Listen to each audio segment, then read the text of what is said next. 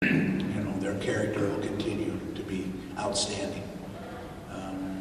We had a guy waiting on the table. We have not Gatorade. We have Powerade in plastic bottles with ice in a big garbage can container, and we have them strategically in the dining area that we eat at the hotel, so they can continue to drink water and Powerade at their convenience, the players, so they're always hydrating. And one of the waiters was moving it, and we're all sitting down in this room, and knocked the whole thing over.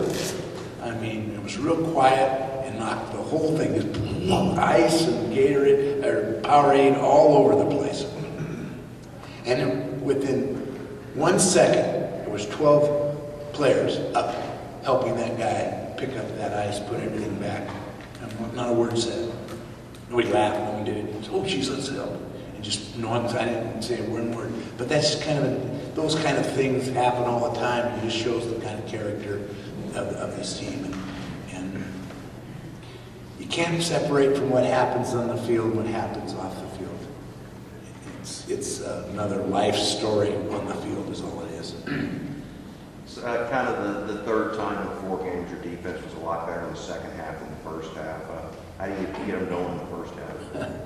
Wish we knew a lot. We were a lot better in the second half than we were in the first half on defense. I think that has a lot to do with what's going on in the coaching booth and with our coaches. I think we're making really good adjustments. We're settling the players down. It's not a lot of yelling and screaming and rah-rah at halftime. It's more intellectual. Defensively, just figuring out what the opponent is doing, and we've come out and played very, very well in every game, including this last one. In the third quarter, we stuffed them. We had some opportunities. We just didn't quite click on the offense. But we had some big plays offensively. Obviously, the 4th and 1 was a fun play and was executed really well. Carson faked well. The tight ends caught the ball well. We continue to catch the ball well, and I think Leland Myers has come to the front and improved his running.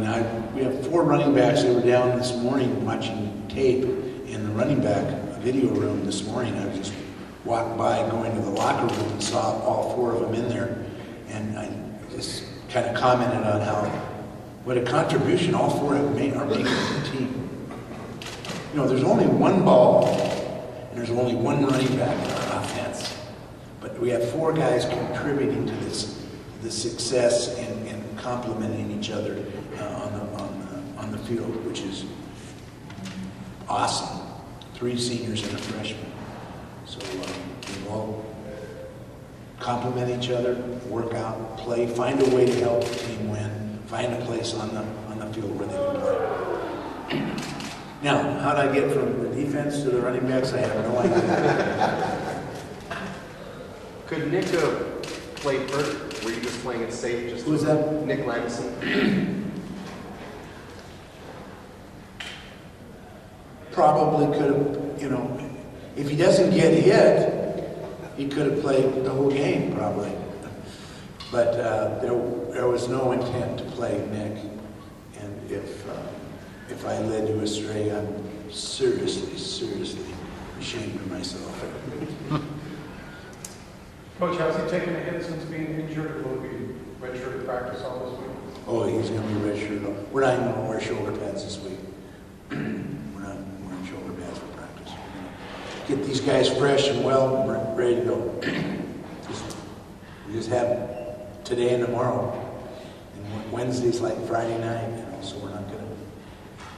You told us last week that you wouldn't really know how he is until he takes the hit, so you wouldn't know that until game time if he plays. No, if it's not really sore when he throws and can throw deep, he'll probably start. We'll know by Wednesday about that. He's hitting very, very well, and he has been throwing 25-yard passes in practice, but put it on the money quickly, we'll see how sore that becomes. Is he gonna practice today at a full practice? Yes. But he's in red jersey and is non-padded, so. But he'll be out there taking snaps. That's the most, one of the things that I'm anxious about is to make sure that our snap is right. We're changing quarterbacks, changing centers.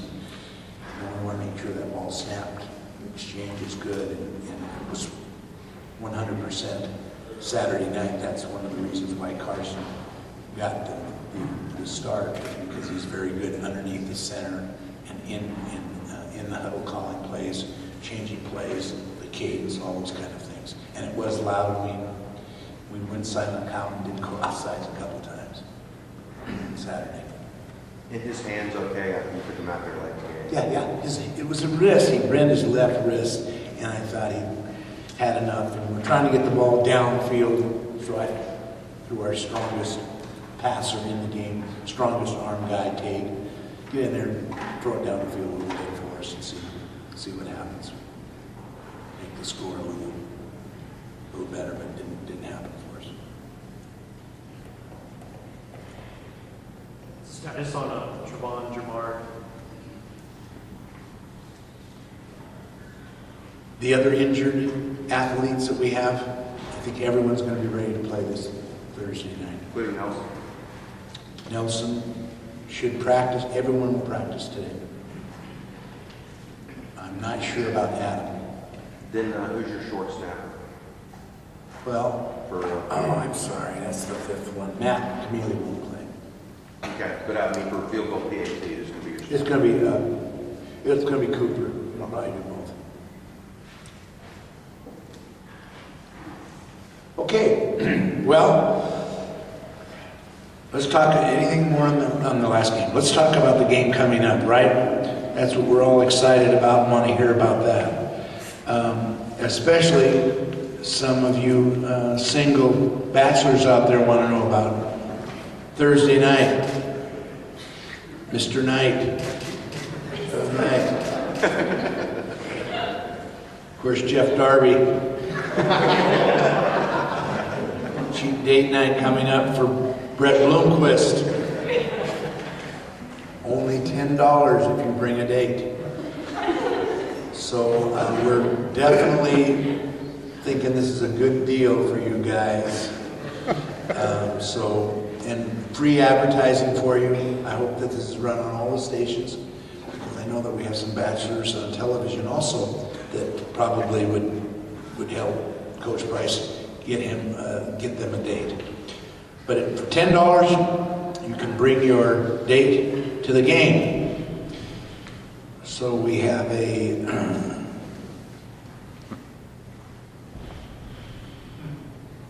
what exactly is the